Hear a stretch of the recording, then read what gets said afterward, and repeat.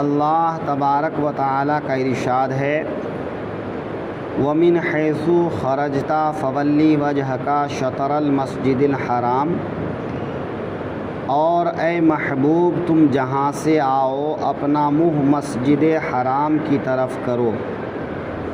وَحَيْثُ مَا كُنْتُمْ فَوَلُّوا وُجُوهَكُمْ شَطْرَهُ، اور اے مسلمانوں تم جہاں کہیں ہو اپنا منہ اسی کی طرف کرو۔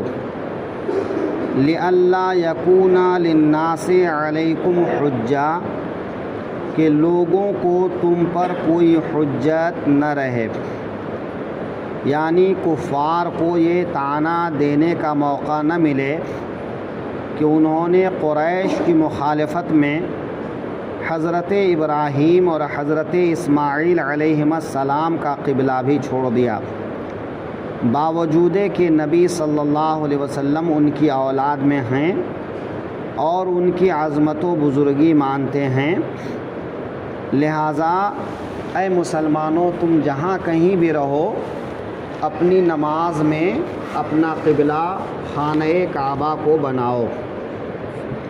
إِلَّا الَّذِينَ ظَلَمُوا مِنْهُمْ، مگر جو ان میں ناانصافی کریں، یعنی عناد کی وجہ سے، حسد کی وجہ سے، دشمنی کی وجہ سے وہ اعتراض کریں تو پھر ان کا کوئی حل نہیں ہے، کیونکہ بسا اوقات آدمی یہی کرتا ہے کہ جب کسی کے دل میں دشمنی بیٹھ جاتی ہے تو پھر ان کی ہر بات کی وہ مخالفت کرتے ہیں، چاہے وہ کتنی بھی اچھی بات بولے لیکن ان کو برا ہی لگتا ہے، لہٰذا وہ مخالفت کرتے ہیں۔ تو خانہ کعبہ کو قبلہ بنانے کے باوجود اگر کوئی آپ کو طعنہ دیتے ہیں یا آپ پر اعتراض کرتے ہیں تو اس سے غمگین ہونے کی ضرورت نہیں، ایسے لوگ ظالم ہوتے ہیں، ایسے لوگ حد سے بڑھنے والے ہوتے ہیں۔ إِلَّا الَّذِينَ ظَلَمُوا مِنْهُمْ، مگر جو ان میں ناانصافی کریں، فَلَا تَخْشَوْهُمْ وَاخْشَوْنِي، تو ان سے نہ ڈرو اور مجھ سے ڈرو۔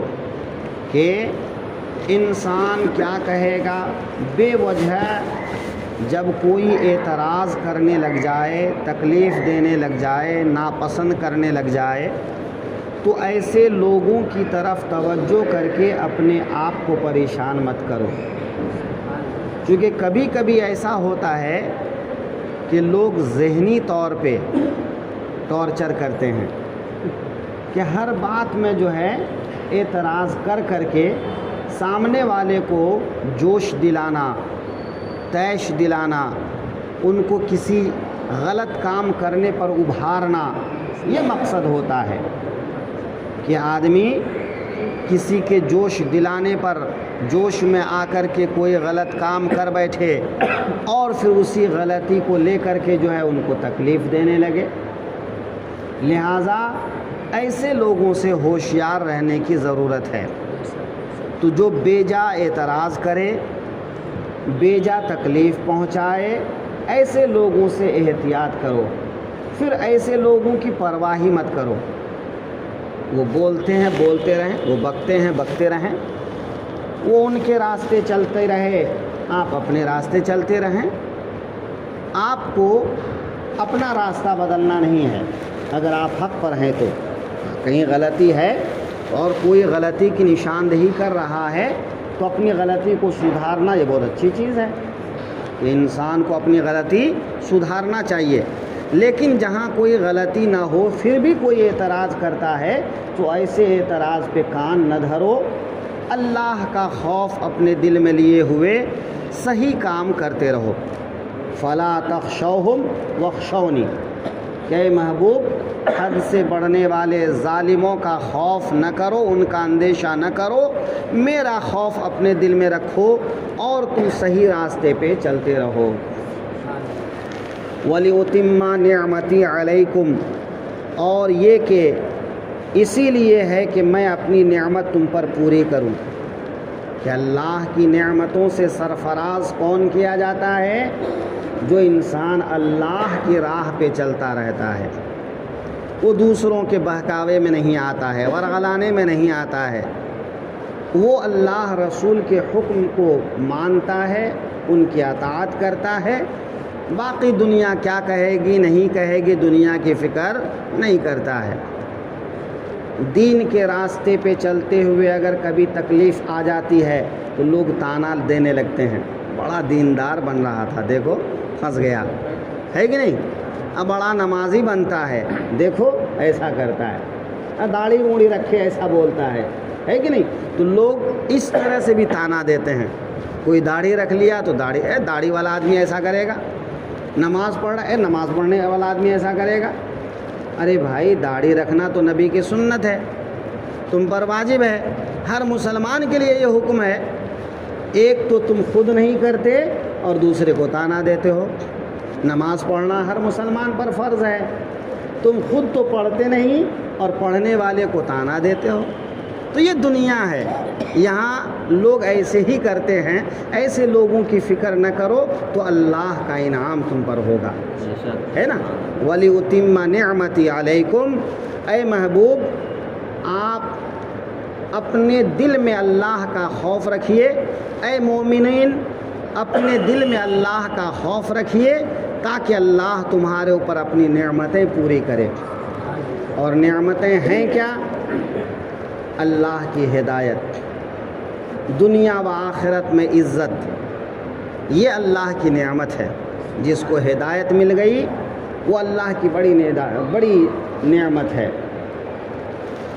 وَلَعَلَّكُمْ تَهْتَدُونَ، اور کسی طرح تم ہدایت پاؤ، تو ظاہر ہے کہ اللہ کی ہدایت اللہ کی نعمتوں میں سب سے بڑی نعمت ہے نا؟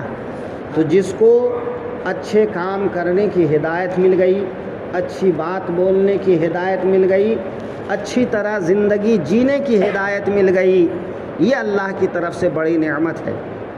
بھئی نعمت کا مطلب صرف یہی نہیں کہ آدمی دولت مند بن جائے، آدمی جو ہے عزت والا بن جائے، نوکری چاکری ہو جائے اور لوگ اس کے سامنے ہاتھ جوڑ کے کھڑے ہو جائیں، یہ نعمت نہیں۔ نعمت کیا ہے؟ آدمی صبر و شکر کے ساتھ اپنی زندگی بسر کرے، وہ گناہ سے بچتا رہے، اپنے بال بچوں کو گناہ کے راستے سے بچاتے رہے، اپنے بال بچوں کو صبر و شکر کی تلقین کرتا رہے، اور خوشی خوشی ایک دوسرے کے ساتھ الفت و محبت کی زندگی گزارتے ہوئے زندگی بسر کر لے، یہ بہت بڑی نعمت ہے۔ تو انسان کے لیے نعمت یہی ہے کہ انسان پرسکون ہو کر اپنی زندگی گزارے۔ اور سکون کیسے ملے گا؟ اللہ کا شکر بجا لانے سے۔ انسان کو اتنا سارا مل جائے اور اس کے دل میں شکریہ ہی نہ ہو تو وہ انسان کبھی چین سے نہیں رہتا ہے۔ تھوڑا سا ملا ہے لیکن اللہ نے اس کے دل میں شکر ڈال دیا ہے، وہ ہر چیز پر اللہ کا شکر ادا کرتا ہے۔ تو آدھی روٹی کھا کر بھی جو ہے ایک انسان شکریہ ادا کرتا ہے، اور ایک انسان مرغن غذا کھا کر بھی پریشان رہتا ہے، ارے مجھے یہ نہیں ملا، مجھے وہ نہیں ملا، مجھے یہ ہونا چاہیے وہ ہونا چاہیے۔ تو آدمی دنیا کی خواہش میں مبتلا ہو کر کے ناشکری کرتا ہے، تو ایسے لوگ اللہ کی نعمتیں نہیں پاتے۔ اللہ کی نعمتیں صبر و شکر کے ساتھ اللہ کی رضامندی طلب کرتے ہوئے زندگی گزارو، ہدایت کے ساتھ زندگی گزارو، یہ اللہ کی بڑی نعمت ہے۔